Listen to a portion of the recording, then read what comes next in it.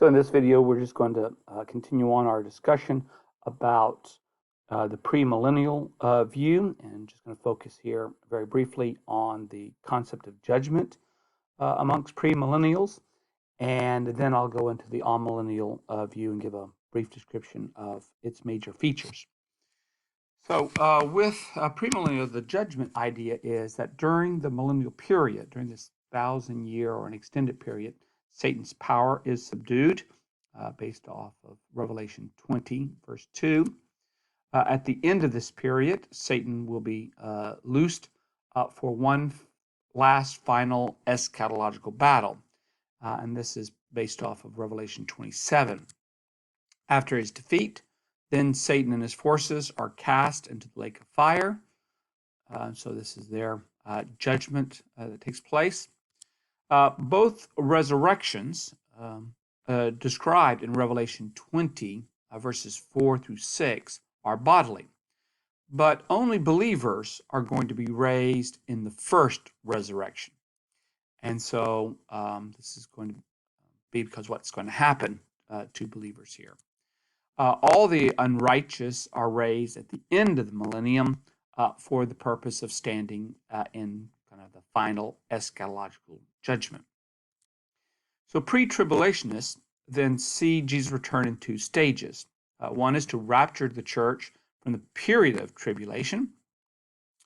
So what's left are the unrighteous, those who are not saved and who experience suffering as part of God's wrath or part of God's judgment upon wickedness in the world. And then after Jesus has kind of come first to rapture believers, then he comes to arrive with the saints at the end of the tribulation. So kind of seeing two return of Jesus in two stages, two different returns. Now, when it goes to the history of the amillennials, one person who is attached with this historically is Dionysius of Alexandria, but he also rejected Revelation as being scripture, so he's not really a good example of a ancient Christian writer or author who can help us see how the book of Revelation was read from an amillennial view. So he discounted Revelation, but he was nevertheless an amillennialist. The Eastern Church is an example of an amillennialist group. Some forms of amillennialism has been the dominant view of the Roman Catholic Church and Protestant churches since Augustine. So that's why it's been quite influential. Today, most Reformed churches and Presbyterian churches are amillennial, and as are the Amish and the Mennonites. Churches of Christ, that is a cappella churches of Christ, and even now those that are not a cappella, and Christian churches, both the disciples and independent Christian churches hold a amillennial viewpoint. So some general features of the amillennial view is one, as the name suggests, amillennials do not believe there will be any millennial kingdom that will be set up by Christ on earth as a prelude to a final judgment. Jesus' return will be observable by everyone, and it will come at any time. So in other words, it is imminent. We're not having to wait for a series of world events and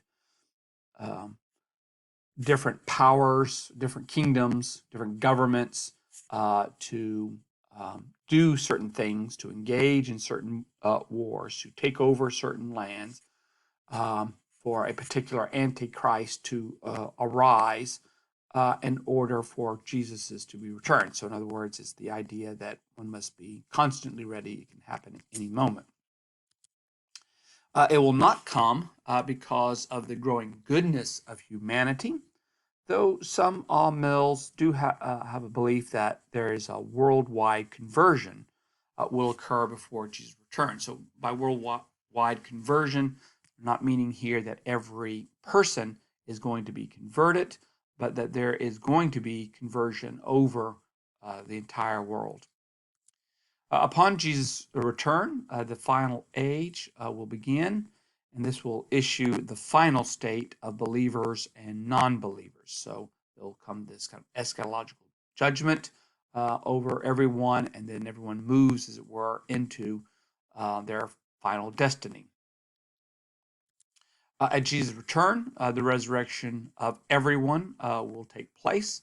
So everyone is raised, and that's when judgment will take place over everybody.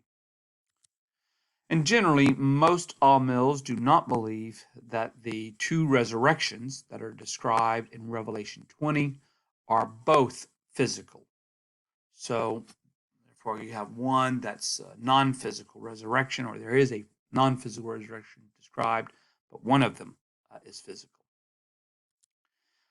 Old Testament prophecies then are seen as being fulfilled through the church and not necessarily in a physical Israel. So amilles are not typically looking for a reestablishment of the kingdom of Israel, or Israel as a government, or the rebuilding of the temple, the beginning of sacrifices again in order to fulfill what may be seen as unfilled prophecies in the Old Testament.